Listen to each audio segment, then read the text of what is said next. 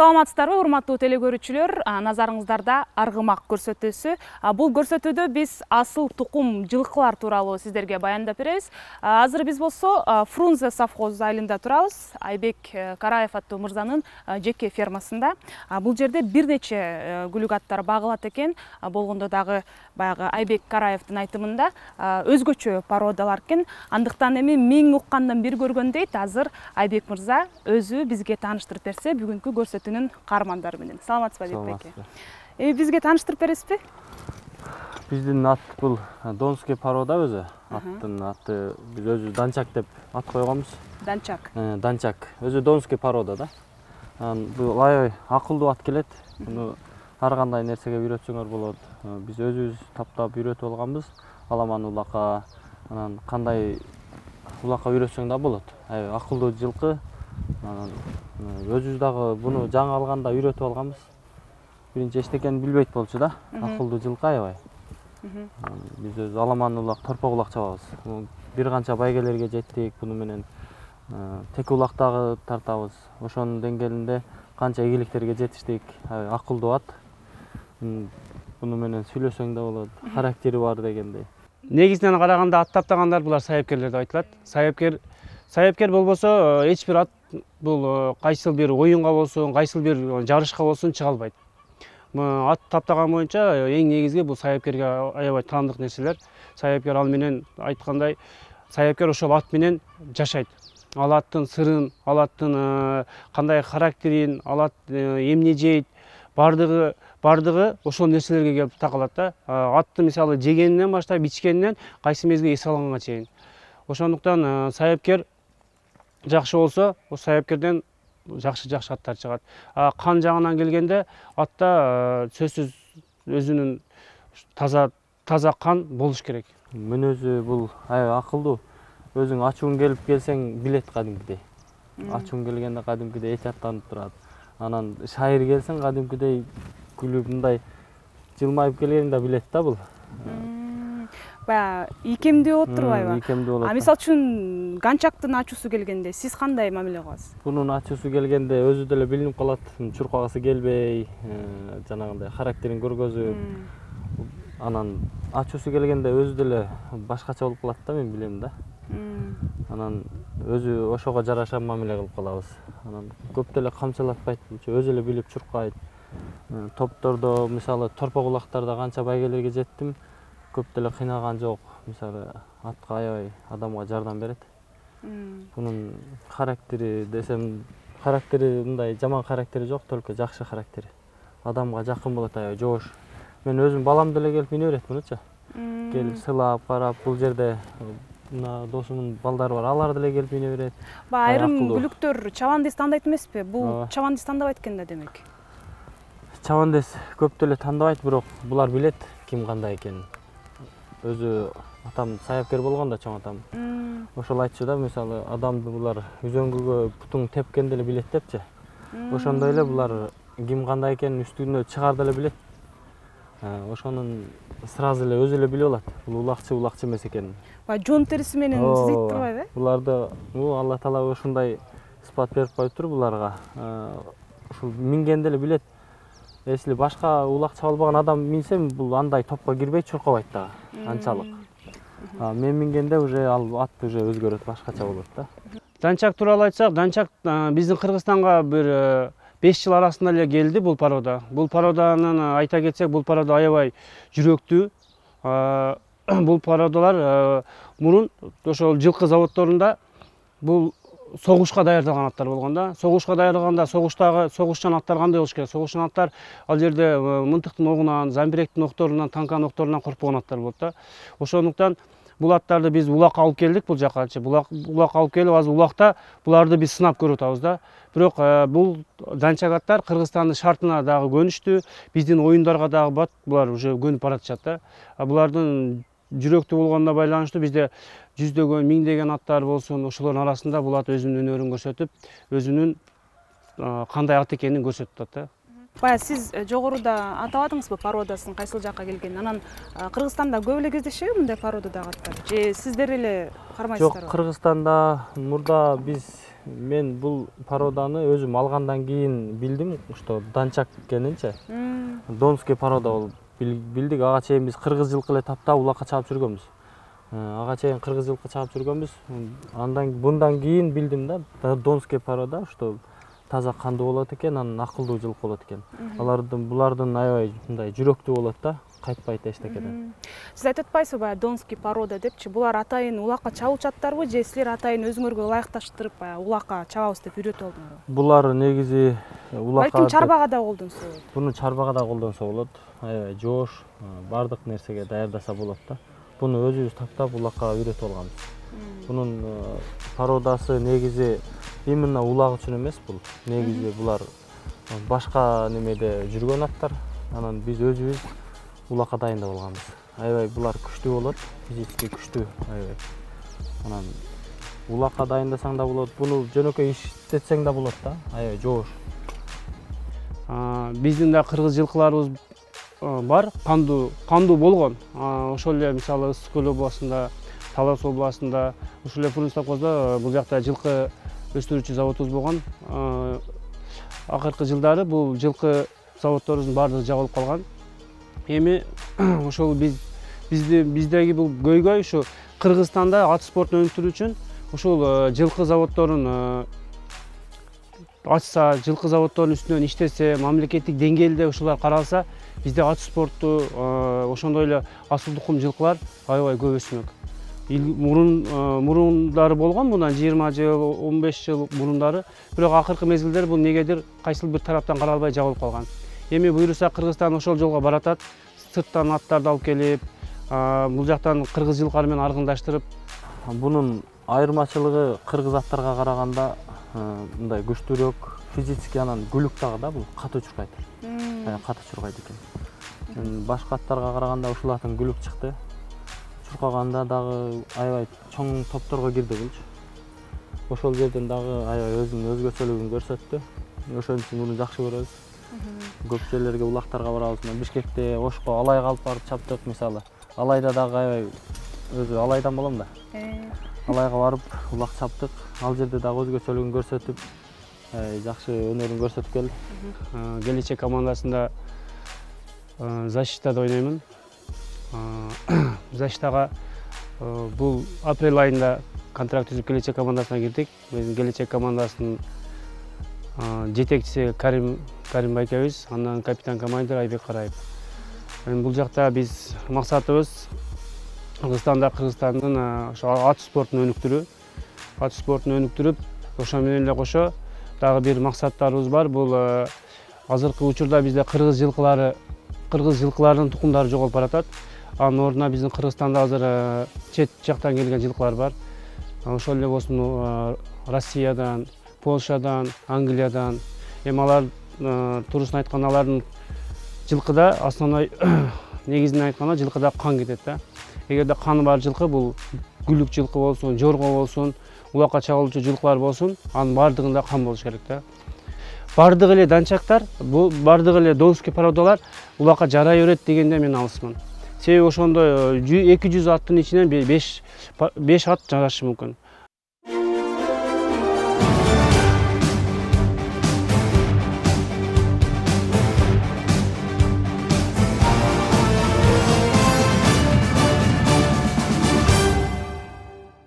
Биздин кийинки тааныштыра турган атыбыз бул деле донский порода өзү. Аты Фарух, биздин саяпкерибиз, Капар деген жигитибиз. Капар деген жигит ушулардын баардыгын таптайт. Бизде сарайда 12-13 ат бар. Ошолордун баардыгын улакка таптайт. Ушулардын баардыгын караган, таптаган ушул бала. Бизге бул Капарсыз биз улакты эле көп тарта албайбыз, чынын айткандачы. Ат даяр болбосо, биз аны улакка деле чапканга болбойт да. Ошондуктан бул аттардын баардыгын таптаган бала ушул Капар деген жигит. Саяпкер экен, Саяпкер азыр Бишкекте, Кудайга шүгүр, бунун таптаган аттардын баардыгы улакка жакшы чыгып атат азырчы. Жүгүргөн дагы, кирген дагы бул атты таптагандан зависит этет да. Ошон үчүн Биз бул капарга, жигитке аябай ыраазыбыз. Бизди эч кандай сөзүбүздү эки кылбайт. Биз көп деле келе албайбыз. Чынын айткандачы, аттарды көп мине албайбыз, убагында келип карай албайбыз. Ошондуктан бул бизге көп жакшы жардам берип, аттарды суутуп, карап, убагында жем чөбүн берип, улактан кийин дагы негизи атты таптагандан. Эң жакшы таптаган аттар улакка жакшы чыгат. Донской порода аттардын өзгөчөлүктөрү, булар характеристика берип берсем, ал аттар жөнүндөчү. Донской породанын бою өтө бийик болбойт. Булардын бою китебинде жазылган боюнча 1,60-тан 1,68ге чейин болот.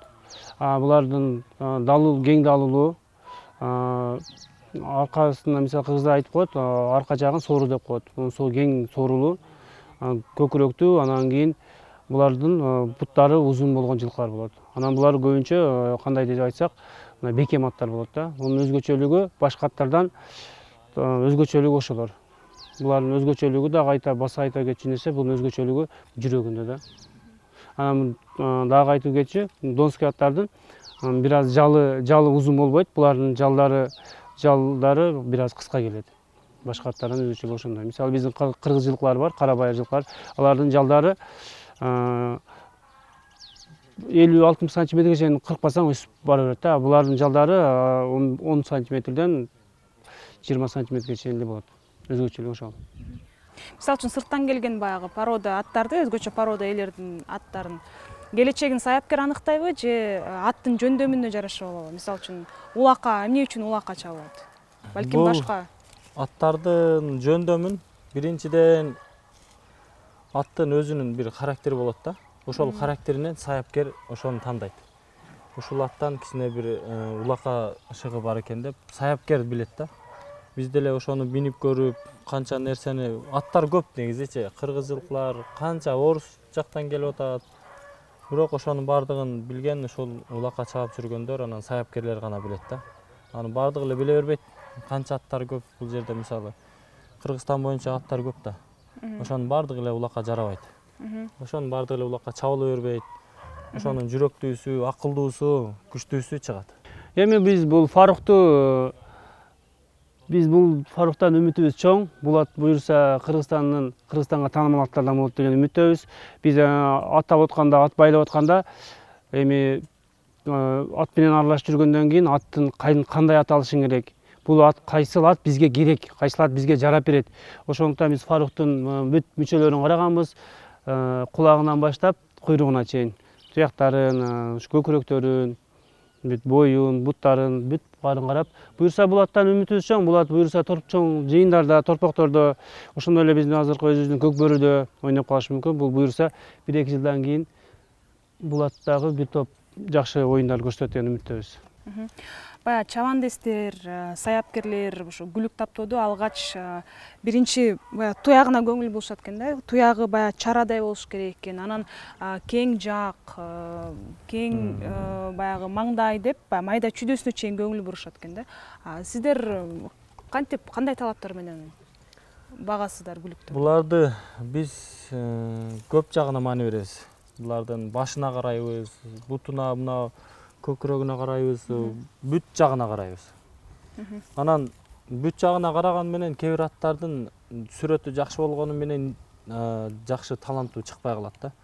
Улакка жарай турган аттар өзү эле билинип калат, мындай адамга баш бербей, жашында элечи, коркпой, эчтекеден коркпой эле уже жанагындай болуп калат да, билинип калат.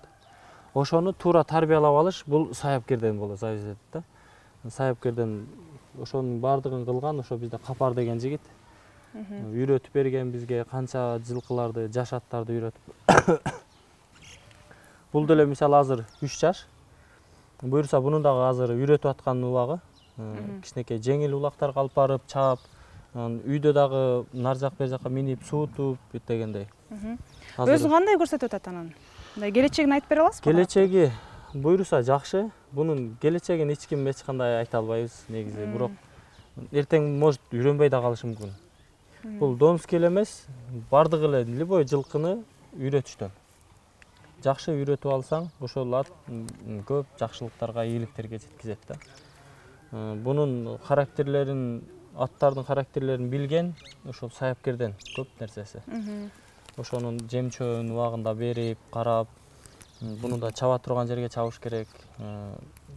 Андай чаппаган жерге деле чаап кечке кыйнай берсең, булар дагы жадайт дагы тез жаман үйрөнүп калат да. Буларды дагы дажатпай эчтекени кыйнабай сүйүндүрүп үйрөтүш керек да, жеңил үйрөтүш керек. Ошондо тез үйрөнүп кетет булар. А мунун ата теги кандай? Буларда чабып жүргөн аттарбы ата теги? Жок, булар чабылган эмес, жанагы эле донский порода бул делечи. Донский порода бул аябай жоош, карасаң мисалы кармаганда эле уже өзүн жоош алып жүрөт. Азыр буну кое берсең уже кармай албайсың да. Ошон үчүн булардын ата теги бул Россиядан келген. Уже 2 жашындабы келген. 2 жаш, 1,5 жашында келген. 1,5 жашында келип, ошондой сайапкерлер алып келген. Аны дагы алар сайапкерлердин колунан биз алганбыз. Ошол капардын жардамы менен алганбыз буну дагы. Буларды айтып келсек, булардын тарыхы көп экен. Булардын тарыхында көп нерсе айта берсе узун экен. Ошон үчүн биз ошол жылкыны тандап үйрөтүп, ушуларды үйрөтүп улакка чабып атабыз. Фарук деп биз эми көбүнчө биз өзүбүз бул атты мусулманча ат койгонбуз. Бул ат ошол биздин пайгамбарыбыздын өмүр баяндарында бар, Фарук деген ат кездешет да. Биз ошого таянып туруп, ушул ат биздин кыргыз элине, биздин ушу мусулмандарга бир кереги тийген ат болсун деп туруп, биз бул атын Фарук деп койгонбуз. Баягы ат таптап атканда Гүлүк табына келгенде баягы өзүн башкача алып калат экен да. Денеси чымырап, анан тынчы кетип, ушундай бир тынчсызданып калат экен да. Ошол убакта Гүлүктү баягы чаптырыш керек экен, оюнга салыш керек экен, көкбөр ойнотуш керек экен. Эгер ошентип бугун чыгарбаса, ат ооруп калат деген да бир түшүнүк бар экен да, саяпкерлер ушинтип айтып келишет. Анан сиздерде кандай? Мисалы үчүн ошондой учур болду беле? Бизде улакка таптап бүт даяр болгондон кийин ооруп калды деген нерсе жок. Андай. Буларды улакка таптап даяр болгондон кийин буларды улакка чабыш керек. Убагында күнүгө миниш керек буларды. Булар уже 1-2 күн эс алып калса эле уже эртеси күнү уже даяр деп айта албайсың да. Буларды даже күнүгө даярдайт. Күнүгө чаап, мынтип уход кылып, эрте кеч асып, убагында жем чөбүн берип аспасаң, жаман үрүп ооруп калат деген нерсе жок. Анан Кудай сактасын, бизде оорубасын эч кимдин аты. Ганчакка салыштырмалуу Фаруктун баягы мүнөзүндө кандай өзгөчөлүктөр бар? Бул аябай тентек азыр. Эрке жаш баладай характеричи.